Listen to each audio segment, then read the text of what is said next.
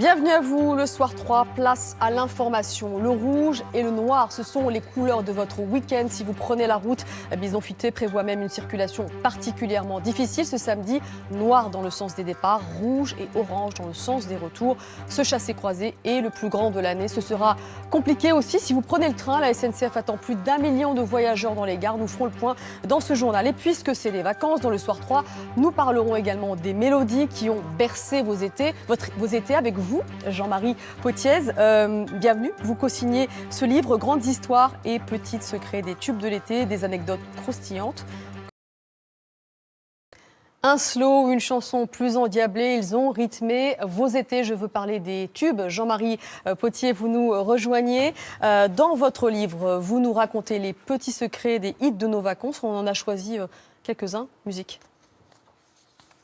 Yes, we were born.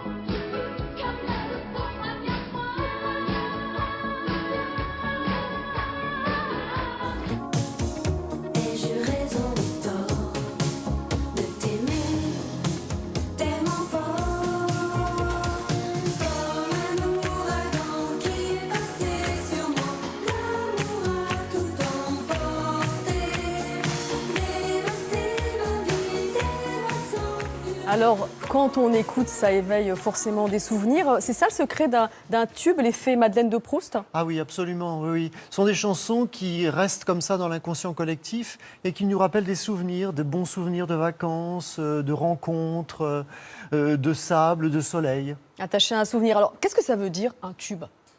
Alors, en fait, le terme vient de Boris Vian, qui avait désigné par tube un succès du disque.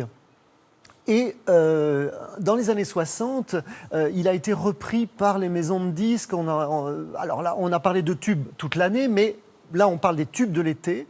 Les maisons de disques avaient compris le potentiel des chansons plus légères pendant cette saison. Donc Boris Vian. Alors il y a des tubes, on l'a entendu, qui lancent une carrière. C'est le cas de Jeanne Masse. Jeanne Masse, oui, en 84, c'est son premier tube. Elle arrive comme ça, elle déboule en France avec cette chanson.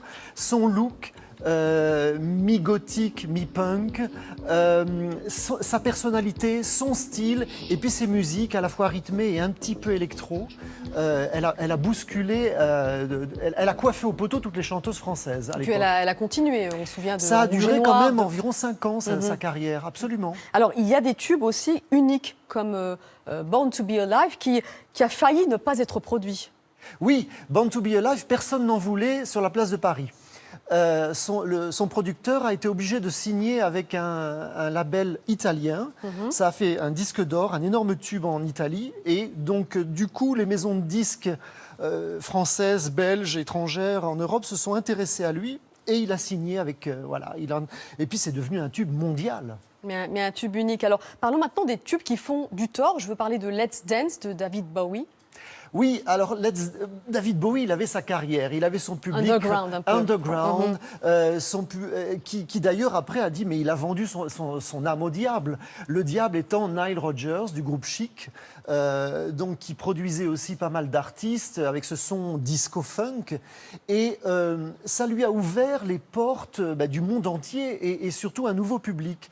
Alors il est passé d'un public, du statut de chanteur culte à un statut de chanteur pour midinette. Et ça faisait quand même grincer des dents. Et lui, ça ne lui plaisait pas forcément vraiment beaucoup.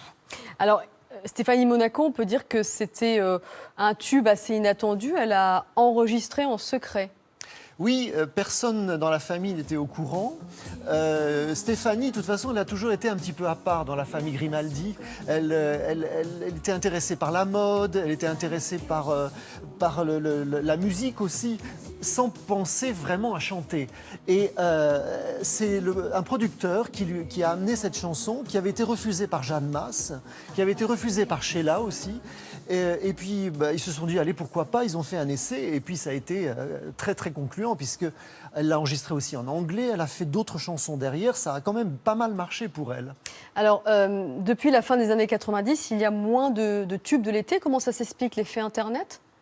Il y a l'effet Internet, bien qu'on a eu le fameux Psy Gangnam Style, oui, qui doit son succès à tous les clics sur la toile, mais quand même 2 milliards de clics. Hein.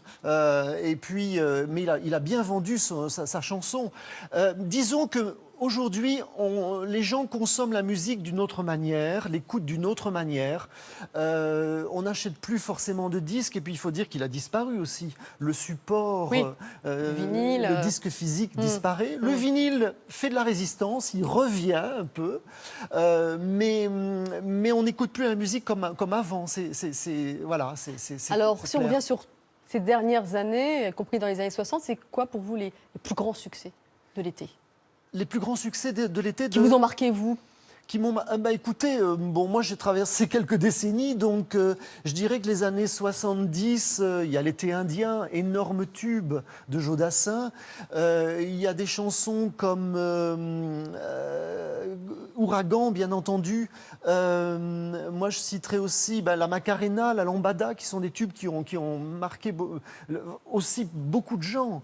Et puis moi, il y a des chansons comme les Sweet Dreams dans les années 80, le groupe Eurythmics. Ces chansons électro qui marchaient bien et qui m'ont pas mal... Votre plus gros succès à vous, ce serait ça, Eurythmics ? Votre coup de cœur ? Mon coup de cœur, je dirais que c'est l'été indien, Waterloo du groupe ABBA aussi. Et puis...